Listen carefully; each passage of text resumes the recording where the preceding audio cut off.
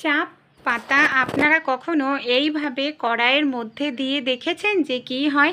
এমনই কিছু ছোট ছোট অসাধারণ কার্যকারী টিপস শেয়ার করব, যে টিপসগুলি আমাদের প্রত্যেক দিনের কাজকে অনেকটাই সহজ করে দেবে। বন্ধুরা, চলুন তাহলে আমরা টিপসগুলি দেখে নিই। টিপসগুলি যদি প্রথম যে টিপসটি শেয়ার করছি বন্ধুরা, এখানে দেখুন আমি একটি বাটি নিয়ে নিয়েছি। বাটির মধ্যে এখানে আমি নিয়ে নিয়েছি 1 চামচ পরিমাণ সরিষার তেল। আমি এখানে অল্প পরিমাণে আপনাদের জিনিসটা তৈরি করে দেখাচ্ছি, আপনারা চাইলে বেশি পরিমাণে তৈরি করেও রেখে দিতে পারেন। এখানে দেখুন আমি নিয়ে নিলাম একটি রসুন। রসুনটাকে আমি এইভাবে ছোট ছোট পিস করে দিয়ে দিচ্ছি। 1 চামচ তেলের জন্য একটি রসুনই যথেষ্ট, একটি রসুনের কোয়া। সামান্য পরিমাণ দিয়ে দিলাম কালো জিরে। এবার কি করব, এই সর্ষের তেলটাকে গ্যাসের ওপর এভাবে রেখে খুব ভালো করে এটাকে ফুটিয়ে নেব। এটাকে কিন্তু পোড়ানো যাবে না, যাতে কালো জিরে আর রসুন খুব ভালো করে ভাজা হয়, তেলের মধ্যে উপকারিতা গুণ চলে আসে। এবার কি করব, গ্যাসটাকে বন্ধ করে দেব। বন্ধুরা দেখুন, রসুন আর কালো জিরে থেকে সুন্দর একটি মিষ্টি গন্ধ বের হচ্ছে, কালারটাও চেঞ্জ হয়ে গেছে। গ্যাসটা বন্ধ করে বন্ধুরা আমরা এটাকে হালকা একটু ঠান্ডা করে নেব, পুরোপুরি কিন্তু ঠান্ডা নয়। এবার এটাকে কি কাজে ব্যবহার করব? অনেক সময় দেখা যায় আমাদের হয়তো কোথাও চোট লাগে, আঘাত লাগে, ব্যথা করতে থাকে, বা বাড়িতে যারা বয়স্ক মারা থাকেন বা যে কেউ বয়স্ক হাঁটুতে কোমরে যন্ত্রণা করতে থাকে, এইভাবে যদি রসুন আর কালো জিরের তেল, সরিষার তেল তৈরি করে সেই জায়গায় মালিশ করা যায় বন্ধুরা, কোমরে হাঁটুতে ব্যথা যন্ত্রণা কিন্তু অনেকটাই কমে যাবে। এটা আমি বলছি না, আগেকার দিনের মা ঠাকুমাদের ঘরোয়া একটি টোটকা। বন্ধুরা, অ্যাপ্লাই করে দেখবেন, আপনারা অবশ্যই উপকার পাবেন। চলুন তাহলে পরের টিপসটি আমরা দেখে নিই। যখন আমাদের বাড়িতে এই ধরনের সেন্ট বা পারফিউমের যে বোতলগুলো থাকে শেষ হয়ে যায়, আমরা কিন্তু ফেলে দিই, কোনো কাজেই ব্যবহার করি না। তো এগুলোকে ফেলে না দিয়ে আমরা ছোট ছোট কাজে ব্যবহার করতে পারি।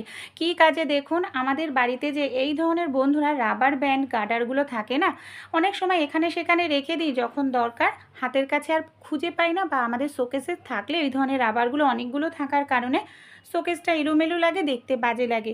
তাই আমরা যদি এই খালি হয়ে যাওয়া আমাদের বাড়িতে যে সেন্ট বা পারফিউমের বোতলটা থাকে, তার মধ্যে যদি এইভাবে আমরা রাবারগুলোকে, গার্ডারগুলোকে ঢুকিয়ে রাখি বন্ধুরা, একটি নির্দিষ্ট জায়গায় থাকবে সবগুলো গার্ডার, এমনকি আমাদের খুঁজে পেতেও অসুবিধা হবে না, আর গার্ডারগুলোও হারিয়ে যাবে না, আর শোকেসটাও কিন্তু খুব সুন্দর গোছানো থাকবে। ভালো লেগে থাকলে টিপসটি আপনারাও অ্যাপ্লাই করে দেখবেন। পরবর্তী টিপসটি তাহলে চলুন আমরা দেখে নিই। এখানে দেখুন, গ্যাসের ওপর আমি একটি পাত্র বসিয়ে দিয়েছি।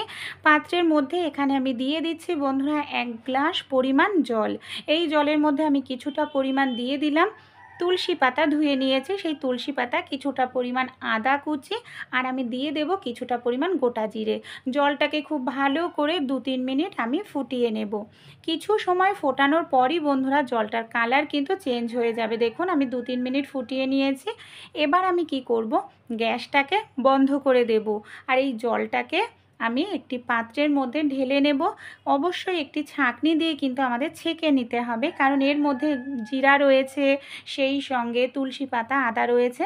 তাই একটি ছাঁকনির সাহায্যে আমি গ্লাসে ছেঁকে নিচ্ছি। এই যে জলটা পেলাম, এটাকে আমরা কি কাজে ব্যবহার করব? বন্ধুরা, যখন সিজন চেঞ্জ হয়, দেখা যায় বৃষ্টির জল গায়ে লাগে, আমাদের গলা ব্যথা করতে থাকে, কথা বলতে অসুবিধা হয়, এরকম একটি জল তৈরি করে যদি আমরা খেয়ে নিতে পারি, হালকা উষ্ণ গরম অবস্থাতে গলা ব্যথা দূর হবে, কথা বলতে সমস্যা হলে সেই সমস্যা দূর হবে, গ্যাস অম্বলের সমস্যাও দূর করবে কিন্তু এই পানীয়টি। কারণ এই পানীয়র মধ্যে রয়েছে জিরা। জিরা আমাদের ওজন কমাতে সাহায্য করে, হজম শক্তি বাড়ায়। পরের যে টিপসটি শেয়ার করব বন্ধুরা, এই ধরনের যে মাস্কগুলো থাকে না, অনেক সময় আমরা ব্যবহার করি না, পরেই থাকে। এই ধরনের মাস্কের ফিতা আমরা নানা কাজে ইউজ করতে পারি। কি কি কাজে বন্ধুরা ইউজ করতে পারি মাস্কের ফিতাটা? দেখুন আমি কেটে নিলাম। এবার কি করব, মাস্কের ফিতাটাকে দেখুন আমি এইভাবে টাইট করে এটাকে বেঁধে নিচ্ছি। এটা কিন্তু দারুণ একটি রাবার ব্যান্ডের কাজ করবে, কারণ নর্মাল রাবার ব্যান্ড ছিঁড়ে যায়, এটা কিন্তু ছিঁড়বে না।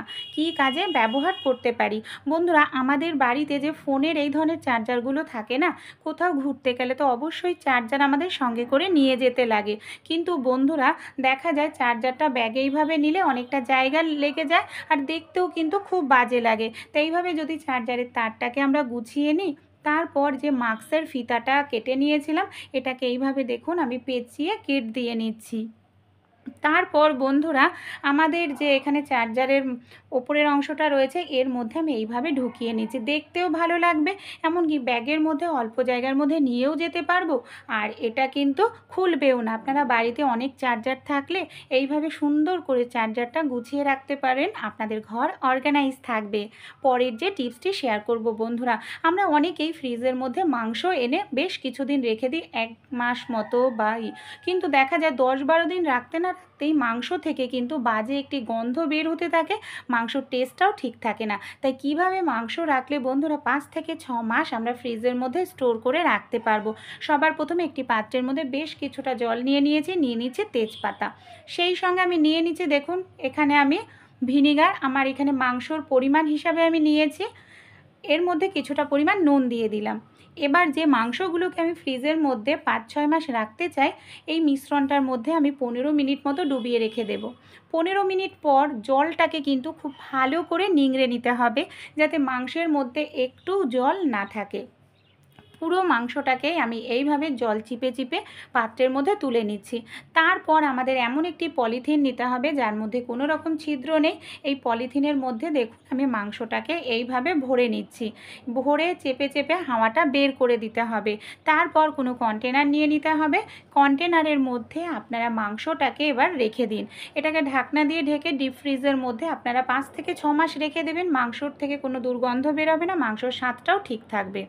পরের যে টিপসটি শেয়ার করব বন্ধুরা, আমাদের বাড়িতে অনেক সময় দেখা যায় চাবির রিংটা থাকে সেটা নষ্ট হয়ে যায়, নতুন চাবির রিং কেনা হচ্ছে না, বা চাবির রিং নিয়ে গেলে অনেক সময় হারিয়ে যাচ্ছে। সেই ক্ষেত্রে পেনের যে ঢাকনাগুলো, কালি শেষ হয়ে গেলে তো পেন ফেলেই দিই, ঢাকনাগুলো ভুলেও ফেলবেন না। একটি ঢাকনা নিয়ে নিয়েছি, একটি রডের সাহায্যে আমি ঢাকনাটাকে এইভাবে দেখুন গোল করে ছিদ্র করে নিলাম পেনের ওপরের ঢাকনাটাকে। এবার কি করব, আমাদের বাড়িতে যে চাবির রিংটা নষ্ট হয়ে গেছে সেই চাবির রিংয়ের যে গোল অংশটা থাকে তার মধ্যে দেখুন আমি পেনের যেখানে ছিদ্র করে নিয়েছি না, সেই ছিদ্রের মধ্যে দেখুন এইভাবে আমি পেনের ক্যাপটাকে বন্ধুরা ঢুকিয়ে নিলাম। এবার আমরা এটাকে কিভাবে ইউজ করতে পারবো যাতে আমাদের চাবি সহজেই নিয়ে যেতে পারবো।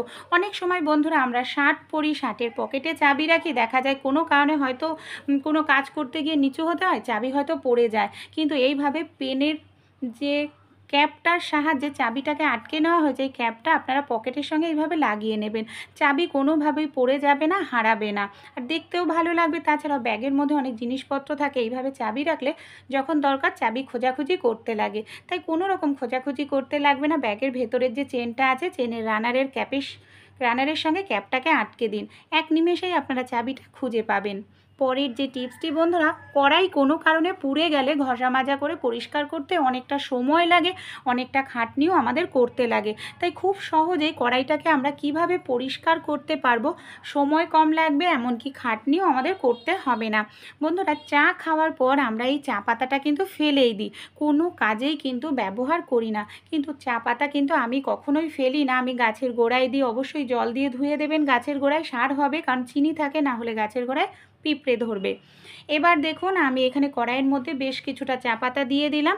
এবার আমি একটি স্কচব্রাইট নিয়ে নিয়েছি, সামান্য পরিমাণ আমি জল নিয়ে নিচ্ছি, এইভাবে দেখুন ঘষতে থাকবো। এইভাবে চা পাতা দিয়ে ঘষলে, পরিষ্কার করলে খুব দ্রুত কড়াই পরিষ্কার হয়, কারণ চা পাতাটা এখানে স্ক্রাবের কাজ করে। আগেকার দিনের মা ঠাকুমারা গল্প শুনবেন যে তারা কিন্তু বালি দিয়ে কিংবা মাটি দিয়ে পোড়া বাসন মাজতেন, কারণ খুব দ্রুত পরিষ্কার হতো। তাই এখন তো আর হাতের কাছে মাটিও পাওয়া যায় না, বালিও পাওয়া যায় না, তাই চা পাতা দিয়ে আপনারা এইভাবে পরিষ্কার করবেন, দেখবেন কড়াই আপনাদের কম সময়ের মধ্যে পোড়া কড়াই পরিষ্কার হয়ে যাবে। দেখুন কতটা সুন্দর পরিষ্কার হলো। এবার আমি আপনাদের জল দিয়ে কড়াইটা ধুয়ে দেখাচ্ছি। ছোট্ট টিপস কিন্তু বন্ধুরা ভীষণ উপকারী, অবশ্যই আপনারাও টিপসটি অ্যাপ্লাই করে দেখবেন, আশা করছি আপনারাও উপকার পাবেন, রেজাল্ট কিন্তু আপনাদের সামনেই রয়েছে। পরের যে টিপসটি শেয়ার করব বন্ধুরা, আমরা যখন গ্যাসে কোনো কিছু ভাজাভাজি করি অনেক সময় খুন্তিটা কড়াইয়ের ওপর রেখে দিই, দেখা যায় খুন্তিটা গরম হয়ে যায়, বা খুন্তিটা চুইয়ে অনেক সময় নিচে কিচেন স্ল্যাপে হোক, গ্যাসের ওভেনের ওপর তেল পড়তে থাকে।